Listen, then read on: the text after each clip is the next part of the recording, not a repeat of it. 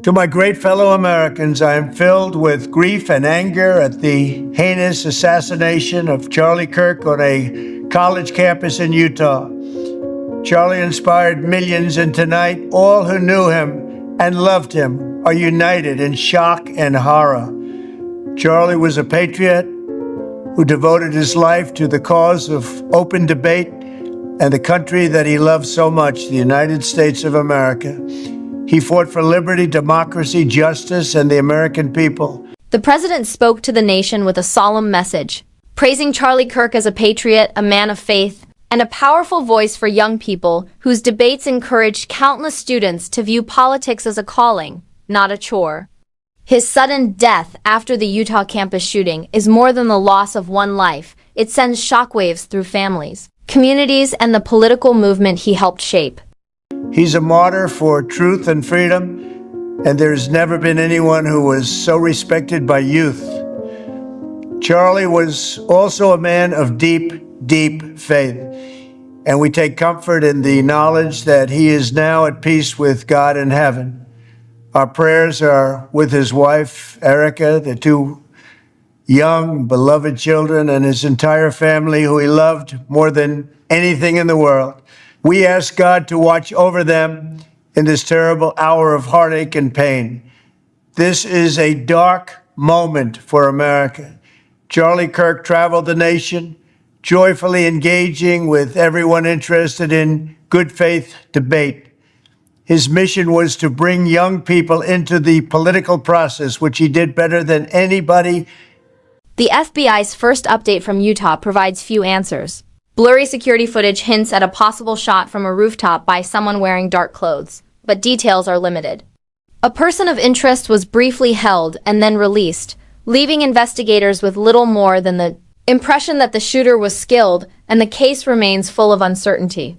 The information we have on the suspect, the possible shooter, is taken from closed-circuit TV here on campus. We do have that. We're analyzing it, but it is security camera footage, so you can kind of guess what the quality of that is.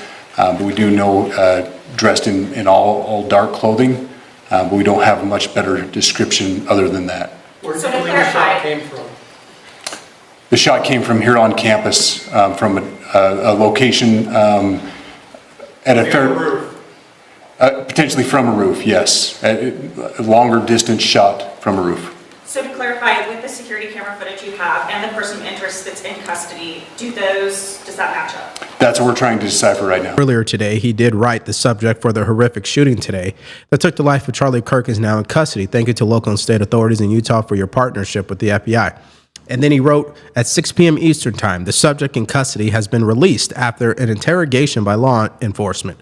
Our investigation continues, and we will continue to release information in the interest of transparency. We are left with a national wound and very few answers, a combination that fuels harmful stories.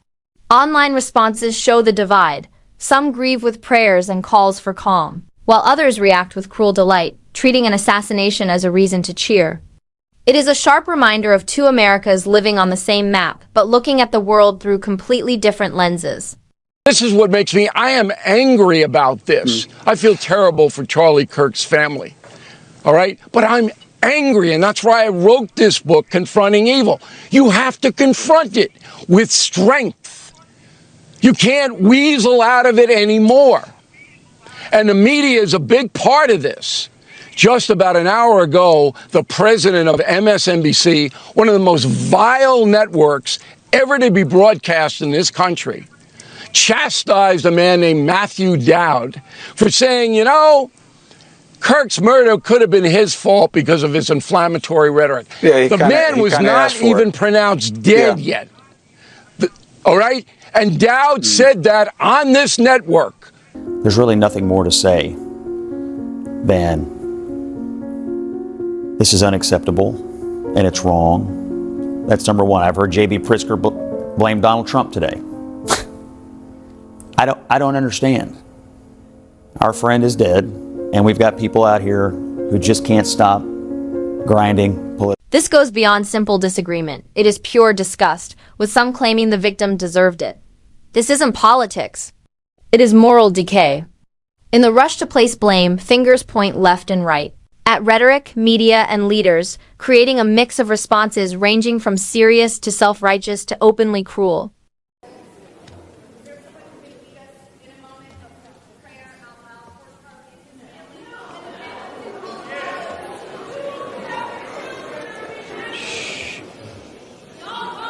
Let's, wait a minute. The House will be in order. The House will be in order. Shh. The House will be in order. Shh.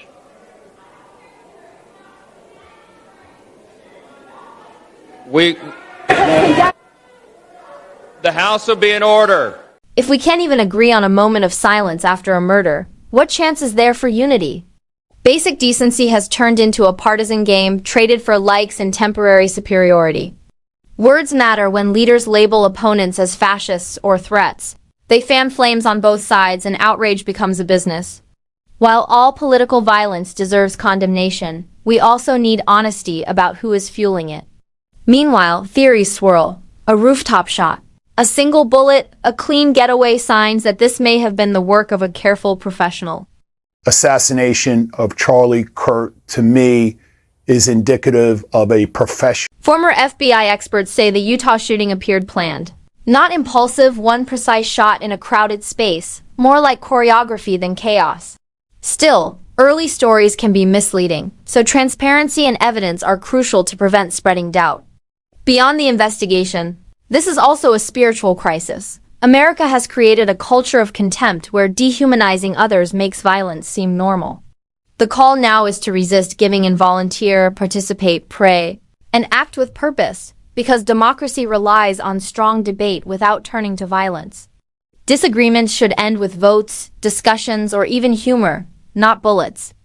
We asked for a moment of prayer for Charlie Kirk, and then the Democrats decided at that point in time to try to shout that down. First and foremost, Charlie Kirk is now pronounced deceased. He was murdered. I don't know anything about the suspect yet. I think everyone's waiting to hear that, but that type of rhetoric is the exact type of rhetoric that got him killed. So to be clear, we should have been allowed to pray for Charlie. I would encourage the speaker to go back tomorrow and let us pray on the floor for Charlie Kirk's family now and the rest of the people that have been impacted by this terrible loss. Congresswoman, you said they caused this. Most certainly, yes, they did cause it. That type of rhetoric, you calling people fascists, you basically saying that we're Nazis, taking away people's rights. Charlie Kirk was literally murdered, and you can see that footage online. And I would encourage people, instead of sharing that, please share pictures of his family and the legacy that he left. The media cannot escape responsibility when networks broadcast commentary excusing extreme rhetoric before a victim is even laid to rest. That isn't analysis, it's moral failure. Apologies matter, but true accountability means changing incentives. Stop giving airtime to shock value guests. Stop promoting speculation for ratings, and remember that children are watching.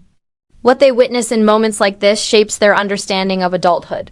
This is what makes me, I am angry about this. I feel terrible for Charlie Kirk's family.